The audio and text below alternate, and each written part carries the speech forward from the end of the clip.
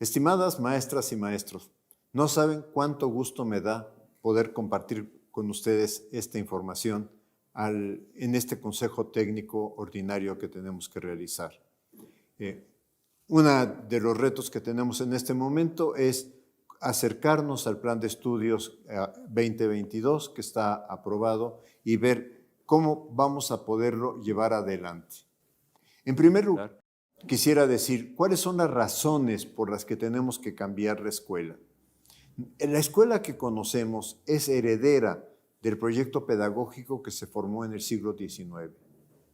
Así era la escuela de nuestros bisabuelos, abuelos, padres, hijos y nietos. O sea, si cerramos los ojos, prácticamente nada más vamos a ver vestimentas distintas en los salones de clase. Mantiene, por lo tanto, esa estructura del salón de clases, esa estructura hecha fundamentalmente para que haya un pizarrón al frente y para que el profesor tenga su escritorio y desde ahí hable.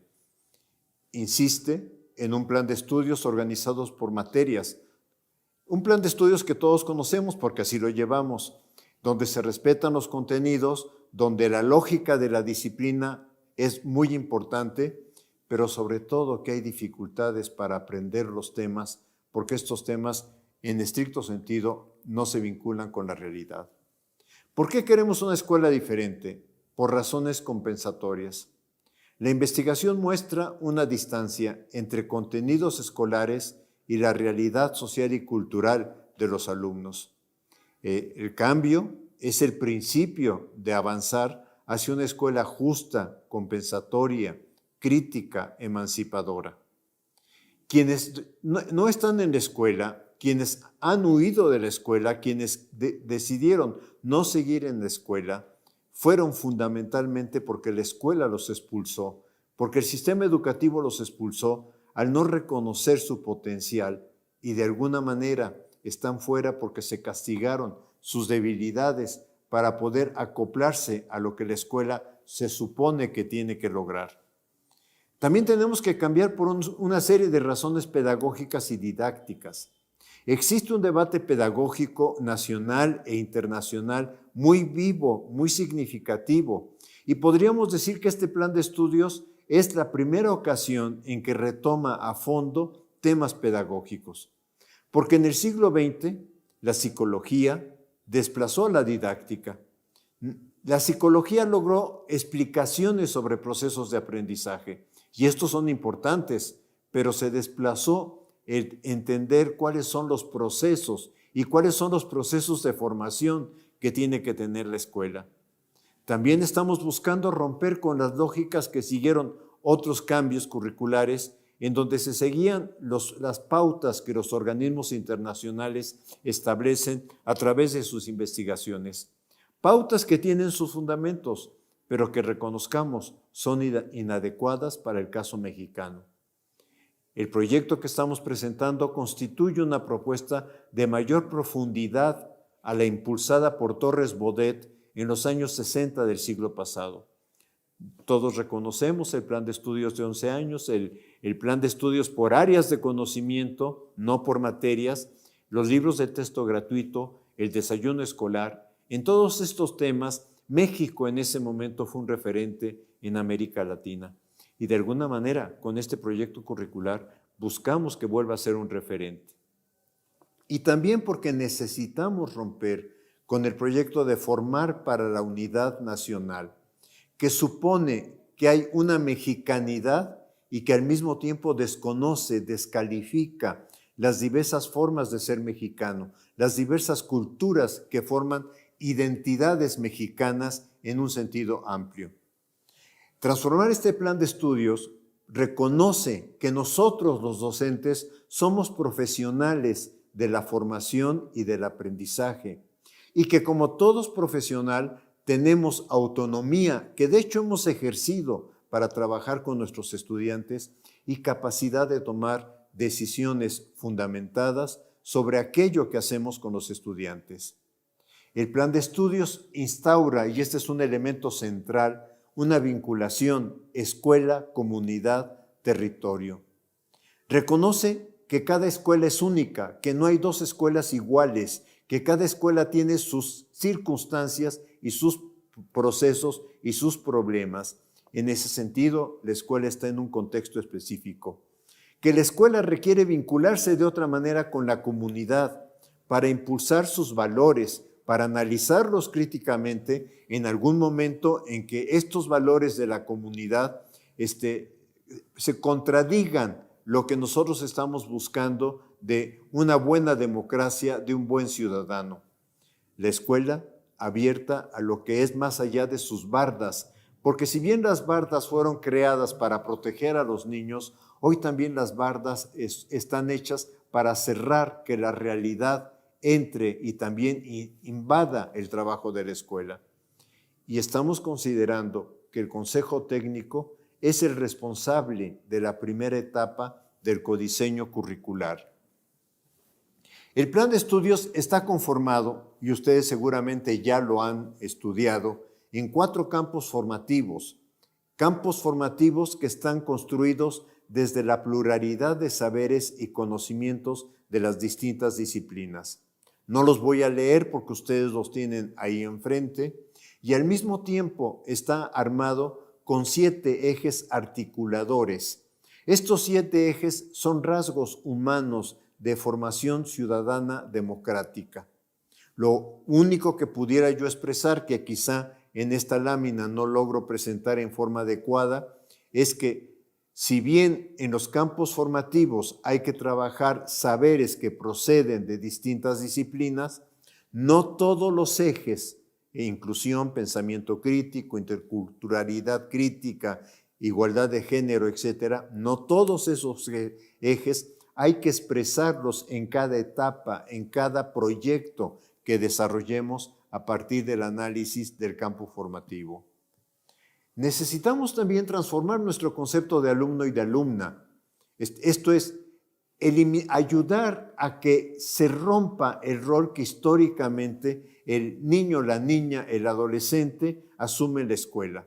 ¿Cuál es ese rol? Todos lo conocemos. Escuchar la clase y tomar apuntes. Escuchar al profesor y estudiar solamente aquello que él considera que va a formar parte del examen o de la calificación. Hacer ejercicios, llenar planas, trabajar el libro de texto según lo determine el docente.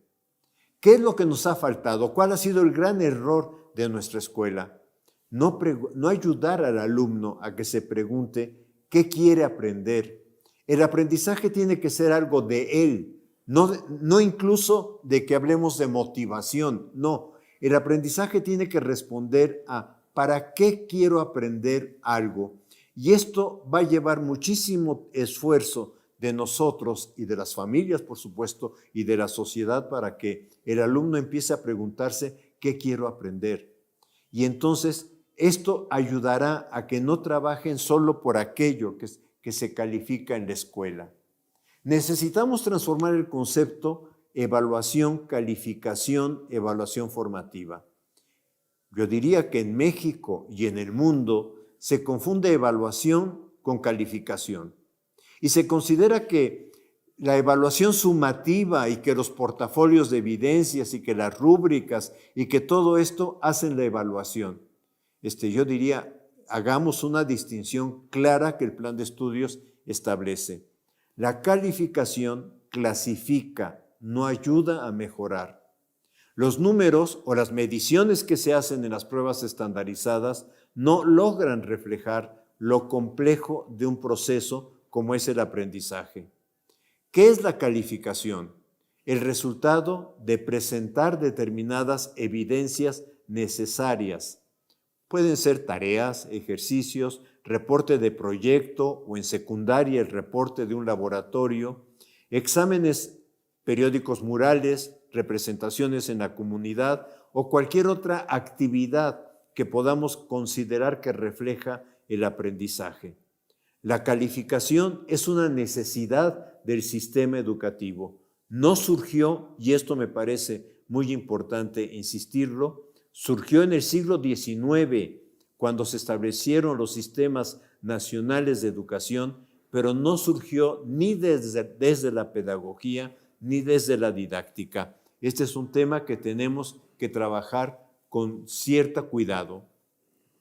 Tenemos que buscar cómo logramos establecer una evaluación formativa.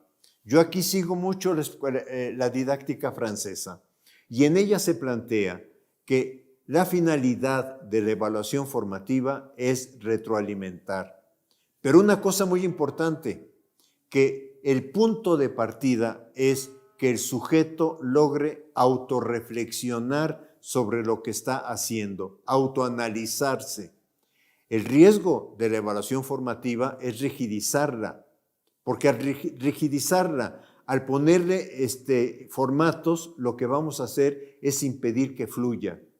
Por eso el autor que estoy siguiendo, Scallon, propone impulsar mecanismos informales. Y esto va a ser un reto para ustedes, porque son ustedes los que tienen que construir con sus alumnos esos mecanismos informales. Por eso buscamos evitar una sobrecarga de acciones para realizarla. Evitar sanciones a partir de lo que el estudiante diga como evaluación formativa. Y por eso la evaluación formativa, como criterio que plantea este autor, necesita asumir una dimensión personal.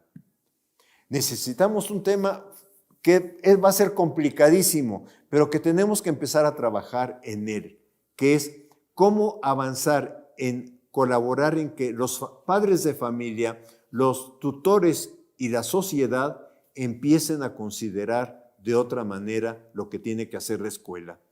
La relación escuela-comunidad-territorio involucra a los padres de familia.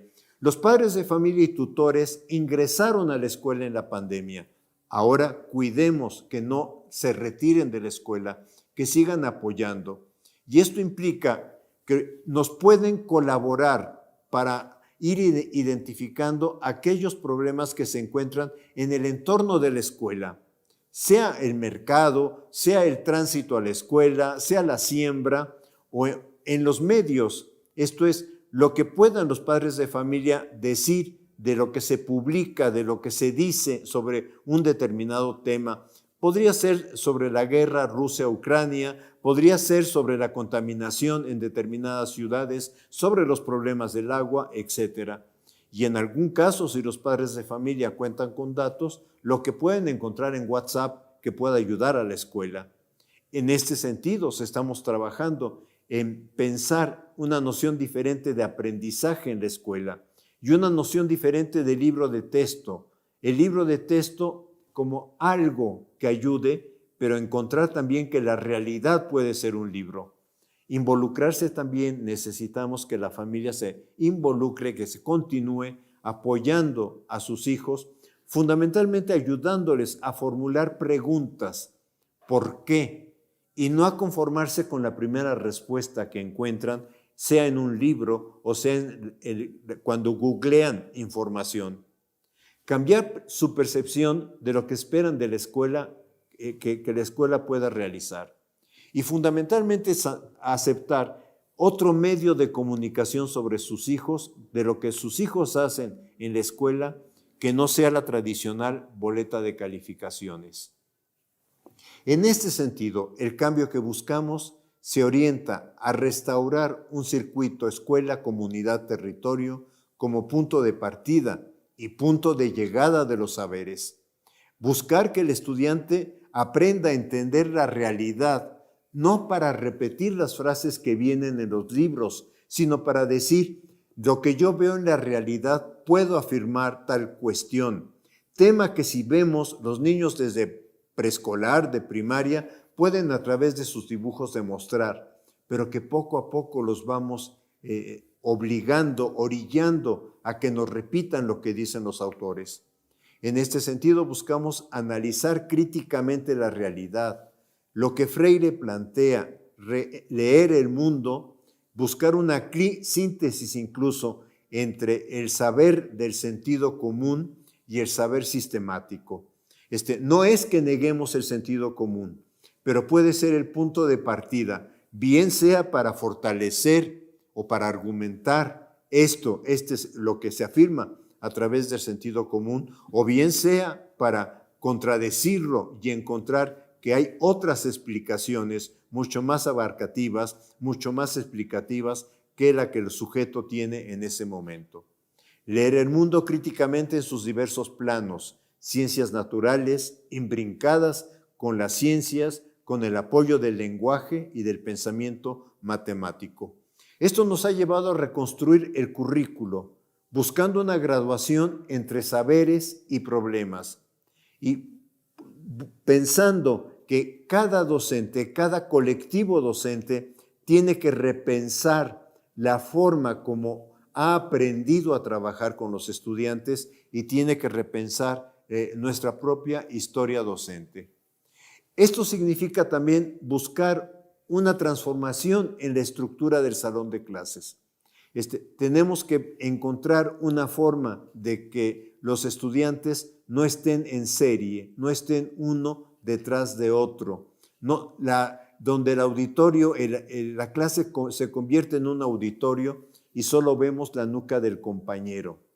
El plan de estudios, sabemos que no hay recursos económicos para cambiar las aulas, pero reconozco que hay mucha creatividad en los docentes para reorganizar lo que se hace en el salón de clases de otra manera. La estructura del plan de estudios que presentamos apunta a lo que se llama un currículo deliberativo. ¿Por qué deliberativo? Lo trato de presentar en la parte inferior que está más en café con curvas rojas, porque la SEP da una orientación que es el plan de estudios, pero esta orientación que no puede definir lo que pasa en cada escuela, las condiciones de cada escuela, que no puede definir qué puede hacer cada uno del más de 1 millón de maestros que tiene este país, tiene que pasar a ser leído, a ser interpretado por el colectivo docente en el Consejo Técnico Escolar. Y que en este proceso de interpretación, de reconocimiento de cuáles son los problemas del contexto escolar, cuáles son las situaciones de los alumnos, el colectivo docente vaya armando los proyectos de trabajo que tenga que realizar entre un consejo técnico y otro. A esto le estamos llamando currículo deliberativo, codiseño curricular. De esta manera, el codiseño se inicia en esta reflexión que hace el consejo técnico, que le permite planear por proyectos cada etapa, elegir los problemas eje que considere para ir avanzando hacia el programa analítico, cuya primera etapa se hace en el consejo técnico. Posteriormente, cada docente va a enriquecer esos proyectos interpretándolos, adecuándolos a la realidad de su grupo escolar, incorporando contenidos que consideren relevantes. También tenemos que ir desarrollando experimentaciones en nuestra práctica para ir complementando el programa analítico. Posteriormente, estos elementos nos ayudarán a retroalimentar el plan de estudios. Entonces, el plan de estudios yo diría que está concebido como una dialéctica de arriba a abajo. La SEP hace la orientación, pero también esperamos con mucha, expectativa, esto que puede ser el currículo de abajo arriba, esto que ustedes pueden aportar diciendo estas partes curriculares tienen que completarse, tienen que construirse, tienen que reconstruirse de acuerdo a nuestra experiencia. En este sentido, yo diría que estamos armando un proyecto curricular abierto. En esta idea de reconocer el profesionalismo de los docentes aparece también el concepto de autonomía profesional del docente. Quiero decir una cosa, cuando un cirujano entra a un quirófano, no encuentra una lista que diga, si usted va a hacer una cirugía del aparato digestivo, los pasos que tiene que seguir son estos. Pero si enfrente dice, si va a hacer la cirugía de corazón, los pasos a seguir son estos. El cirujano tiene autonomía para tomar decisiones y esto es lo que queremos reconocer en el trabajo colectivo del Consejo Técnico Escolar, en la academia de docentes o en lo que realicen los docentes, para que puedan analizar y discutir los temas que consideren fundamentales del plan de estudios, para que puedan discutir también cuál es el contexto de su comunidad donde está la escuela y qué retos tiene que afrontar, porque no necesariamente todo lo que rodea la escuela, hablemos de alcoholismo, hablemos de drogas, hablemos de otro tipo de situaciones de la escuela los tiene que asumir, al contrario, tiene que afrontarlos y ayudar a los estudiantes a que vean cómo no son valores que vale la pena desarrollar en una formación democrática y discutir el programa sintético. En este programa colectivo del Consejo Técnico se inicia el codiseño curricular, que es la primera etapa del programa analítico. Esto es, el Consejo Técnico selecciona en sus discusiones los temas relevantes que afectan a la comunidad y analiza cómo los puede vincular con el programa sintético. Y de ahí elige o sugiere algunos proyectos viables a realizar entre un consejo técnico y el siguiente. En su caso también puede reordenar los contenidos e incluso estamos pensando que puede integrar otros contenidos que emerjan del contexto donde está la escuela al programa sintético. Muy claramente lo entendemos con las comunidades que tienen una lengua originaria, pero no solamente se circunscribe a estas situaciones. El Consejo Técnico posteriormente, en un siguiente consejo, tendrá que analizar, valorar lo que se pudo realizar, los problemas y dificultades del trabajo que enfrentaron y de alguna manera proyectar el trabajo para el siguiente Consejo Técnico. Ya con estos elementos, el docente requiere completar el codiseño curricular en función de las condiciones de su grupo escolar. En este sentido, pensamos, al docente le corresponde hacer la planeación de su secuencia didáctica e integrar en esta secuencia algunas ideas para la evaluación formativa y lo que estoy denominando aquí los entregables para la calificación. Este es un intento de diagramar lo que estamos pensando en este momento para la tercera fase, que como ustedes saben es primero y segundo de primaria. Es, por una parte, en la parte inferior de este arbolito se encuentran algunos problemas, no los problemas, en esto quiero enfatizar, algunos problemas que nosotros estamos pensando como ejemplificación de lo que puede tomar como base el trabajo que van a hacer ustedes en el Consejo Técnico, que puede ser de la familia, de salud y alimentación, de violencia o paz, el cambio climático, el agua, la violencia, los derechos, pero insisto, son ejemplos, no son los problemas, y en esto sí quisiera ser enfático. Y tenemos tres grandes ámbitos disciplinares en los que hay que avanzar, que son los lenguajes, y en este caso es lectoescritura, donde tenemos que iniciar, que puede ser en lengua originaria o en lengua de señas o en lengua o en el español, obviamente. Un acercamiento a la cultura, por eso se coloca aquí familia, pero en realidad la cultura primera que tiene el alumno es aquella que lo rodea, es lo que está en torno de su escuela. Hay algún autor que dice, es que a veces buscamos hacer visitas a 5 kilómetros, a 10 kilómetros, a 20 kilómetros de la escuela y ni siquiera se conoce qué es lo que está rodeando la escuela. Y son las formas de ropa, las formas de vestimenta, las artesanías, etc. Y en última rubro aquí también es artes visuales, que son danza, música, teatro. Esto es, buscamos que el estudiante, y claramente se abre en este tema, entienda que los artes visuales son una forma del lenguaje, son una expresión del lenguaje, sea estética, de pintura, de música y de bailar.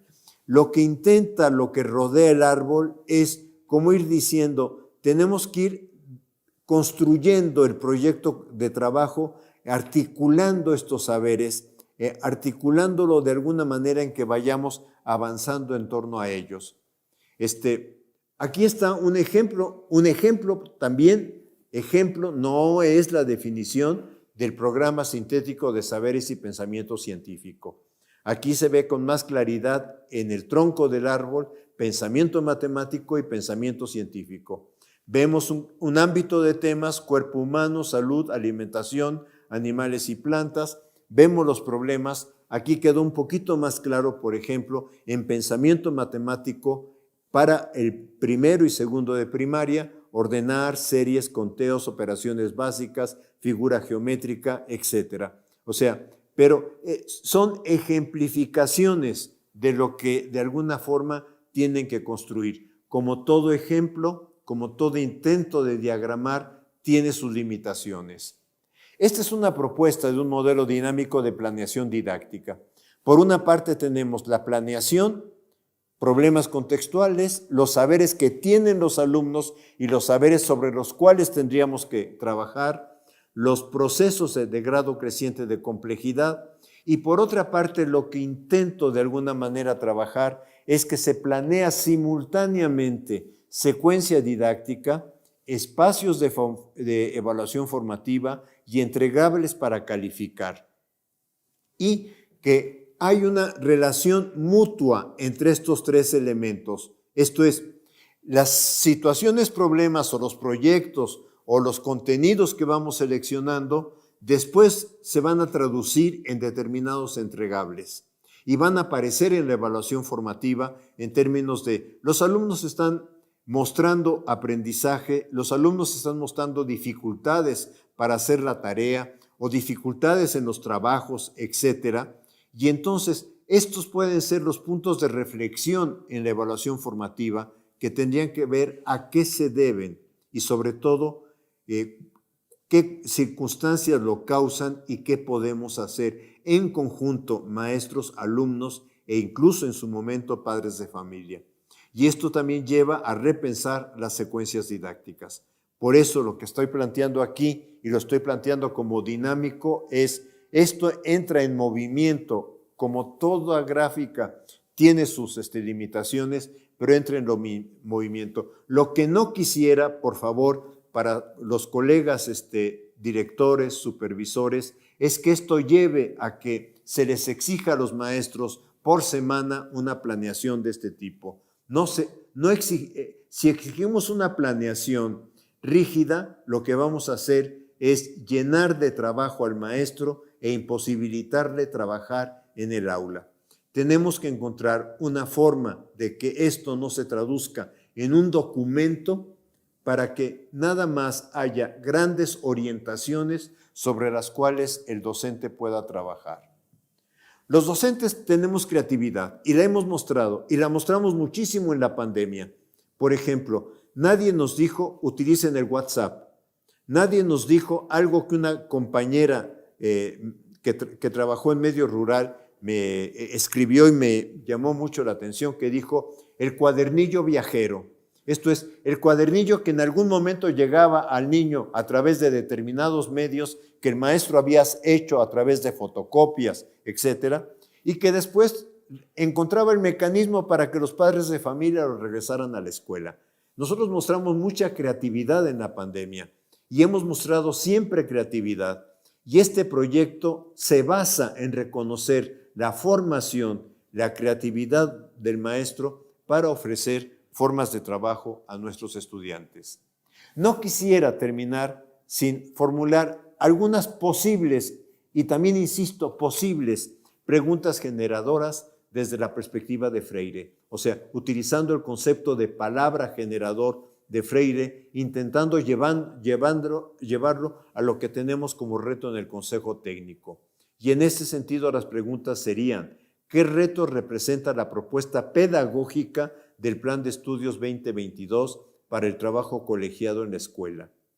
¿Qué situaciones del contexto que afectan el entorno escolar pueden convertirse en referente para desde ahí organizar proyectos integradores? ¿Cómo imaginamos que desde ese proyecto se puedan integrar saberes de distintos ámbitos disciplinarios? ¿Cómo podemos pensar que se puede realizar la evaluación formativa sin que ésta se rigidece? Pero, compañeros maestros, la verdad tómenlas como preguntas generadoras. Si no les sirven, no las tomen. Que el Consejo Técnico Escolar con responsabilidad, con la responsabilidad profesional que tenemos, armemos entonces las preguntas generadoras que nos ayudarían a nuestro trabajo. Solo me queda agradecerles y esperar que esta pequeña intervención con ustedes haya sido de su interés. Muchas gracias. Gobierno de México.